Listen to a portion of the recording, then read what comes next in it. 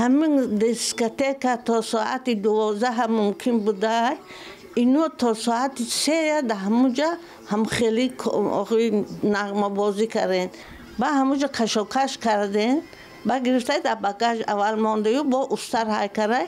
با گرفته در کابین مانده. با گرفته برده خانه‌شان سپاریده. بیبیش درباره نغمه بازی خورشید عزیزوف صحبت میکند که معشوقش ملیکا صاحب نظرова را در مرکز دوشنبه بیرحمانه لطوکوب کرد. بعد نشر ویدیوی آن در فیسبوک مأموران ملیسا خورشید را بردند.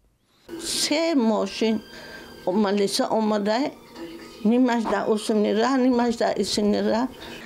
دور آمدن و همه کشاله کردن گرفتن. بیبیش میگوید قرار بود خورشید عزیزوف و ملیکا صاحب نظرova به زودی ازدواج کنند، ولی اکنون تقدیرشان معلوم نیست. با خورشید جریمه بزرگ و حتی زندان تهدید میکند. معشوقش حاضر است در آنجا هم با او باشد. یگان جزا نگیره.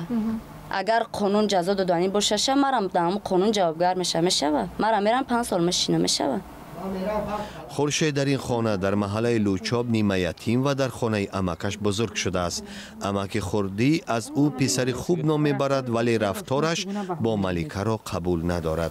رفتارش البته هم نادرست میگن، درست نیست رفتارش. همسایه ها گفتند که خورشید در گذشته هم ملیکا را در نزد خانهشان لطوکوب کرده است. رفتار او دیگر باره مسئله زوراوری به زن در تاجیکستان را به مطبوعات کشید.